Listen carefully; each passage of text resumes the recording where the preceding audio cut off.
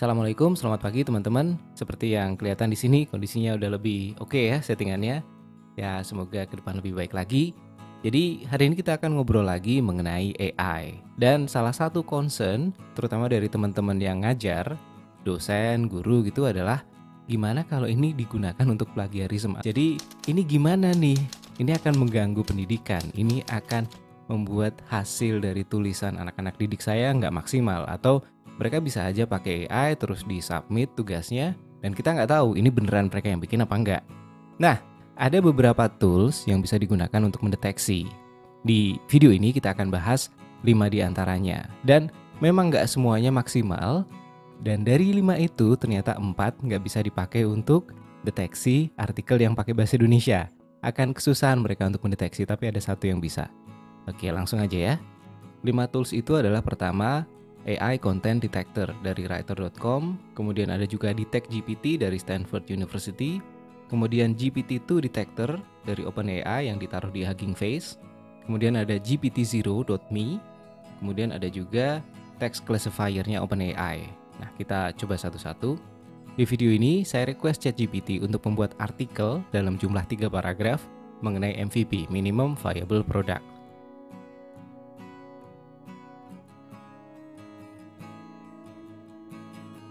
Dan ya ada satu yang dalam bahasa Inggris dan satu juga dalam bahasa Indonesia.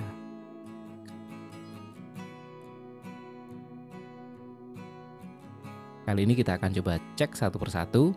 Kalau saya copy paste artikel yang tadi di-generate oleh ChatGPT, kemudian di-post ke masing-masing tools tadi. Pertama adalah artikel yang dalam bahasa Inggris. Saya gunakan pertama masuk ke Writer.com AI Detector. Nah ini ternyata dia kurang berhasil. Dia cuma deteksi 83% human generated. Jadi sebenarnya ini 100% not human generated, tapi dia masih baca 83. Artinya ya kurang maksimal lah ya. Kemudian saya coba Detect GPT. Nah ini Detect GPT predicts that your text could be from GPT-2. Oke ya, kemudian yang berikutnya GPT-2 Detector. Ini 1,29 real human. Jadi kecil banget, 1,29%. GPT-2 detector ini juga based on GPT-2, tapi dia bisa deteksi sampai ternyata real human-nya cuma 1,29%, walaupun aktualnya nggak ada ya. Aktualnya cuma copy paste, kemudian minta ChatGPT untuk running gitu ya. Terus berikutnya, GPT-0. Your text is likely to be written entirely by AI. Nah ini yang benar. Saya nggak nulis apa-apa, saya cuma minta bikinin artikel MVP. Ya udah, written entirely by AI. Kemudian yang berikutnya, OpenAI Text Classifier. Nah ini, the classifier considers the text to be likely AI generated. Jadi kalau untuk OpenAI Text Classifier, dia tuh ada range-nya dari very unlikely, unlikely, unclear if it is, possibly, dan likely. Jadi yang paling mentok bahwa itu AI generated itu likely. Kemudian yang paling mentok manusia yang bikin itu very unlikely. Yang berikutnya kita coba ya yang bahasa Indonesia. Apakah tools-tools tadi bisa deteksi? Oke. Untuk Writer AI Content Detector itu dia gagal. Jadi justru yang bahasa Indonesia ini dianggap 100% buatan manusia. Padahal sama aja, ini ChatGPT yang bikin. Dia nggak bisa deteksi sama sekali. Oke ya. Yang kedua, Detect GPT ini juga gagal. Jadi your text is very unlikely to be from GPT-2. Dia nggak bisa deteksi. Terus yang ketiga, GPT-2 detector ini juga gagal. 99,98% human. Padahal ya teman-teman tadi lihat itu 100% adalah ChatGPT. Kemudian GPT-0 ini juga gagal. Your text is likely to be written entirely by a human. Copy paste by a human, iya, tapi written entirely enggak ya. Oke, lanjut. Ini yang dari OpenAI Text Classifier. Nah, ini berhasil. Dia bisa mendeteksi bahwa the classifier considers the text to be possibly AI generated. Jadi dia masuk ke range-nya possibly atau hampir mentok kanan bahwa itu pasti dibuat oleh AI.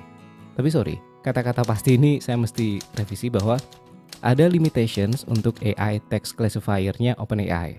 Pertama adalah dia minta minimum 100 characters, to which itu kira-kira ya 150 sampai 250 kata. Kemudian dia nggak selalu akurat memang, jadi bisa mislabel.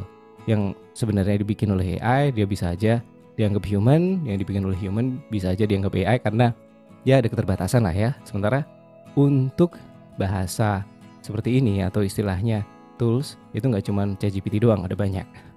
Oke, lanjut berikutnya adalah keterbatasannya AI generated text can be edited easily to evade the classifier. Jadi kalau misal teman-teman udah bikin teksnya pakai ChatGPT, terus diedit word by wordnya ada yang diganti-ganti, maka itu bisa untuk menipu detektornya untuk nggak bisa lihat ini sebenarnya komputer apa manusia yang bikin. Terus berikutnya adalah text classifier is likely to get things wrong on text written by children and on text not in English. Karena dia primarily di-trained pakai bahasa Inggris written by adults. Jadi emang keterbatasan utamanya itu sih. Dia di-trainnya pakai artikel bahasa Inggris ditulis oleh dewasa. Nah, ini tadi udah kelihatan nih. Yang 4 yang lain ketemu artikel bahasa Indonesia langsung collapse. Bukan collapse lah ya, langsung gagal. Yang si OpenAI text classifier agak lebih baik. Bukan agak lebih baik, jauh lebih baik. Dan ya kita bisa expect mereka akan improve lebih baik lagi untuk mendeteksi apakah artikel itu dibuat oleh AI atau dibuat oleh manusia. Walaupun dengan keterbatasan tadi ya. Jadi ini kesimpulannya, Bapak, Ibu, guru, dosen, dan juga mungkin editor, atau mungkin teman-teman yang pengen iseng ngeliatin ini website ada banyak artikel, misal 10 cara untuk meningkatkan apa gitu ya, terus 5 cara untuk sehat, atau 10 atau 8 langkah kayak gitu.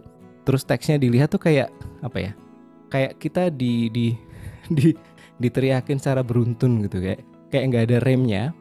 Jadi feeling saya sih khasnya artikel yang dibuat oleh AI itu kayak emang dia bukan manusia ya. Jadi kayak misal 5 cara sehat ini gitu, kayak nggak ada remnya, nggak ada empatinya, nggak ada feelnya. Dan emang dibaca emang kalau menurut saya sih itu nggak enak. Jadi perlu tetap ada orang yang expert di situ untuk manfaatin AI as assistant atau as copilot atau as alat bantu, bukan diserahin sepenuhnya ke AI untuk bikin artikel. Jadinya nggak enak. Nah, kalau misalnya ada yang pengen iseng cek, ya udah, kalau ada website copy artikelnya, paste, terus lihat ada berapa persen. Nah, yang bisa deteksi bahasa Indonesia lumayan tadi ya, OpenAI text classifier. Oke, itu saja untuk kali ini. Semoga bermanfaat. Teman-teman silakan coba. Saya akan taruh linknya di deskripsi. Dan ya, itu saja dulu. Sampai ketemu di video berikutnya. Wassalamualaikum. Bye.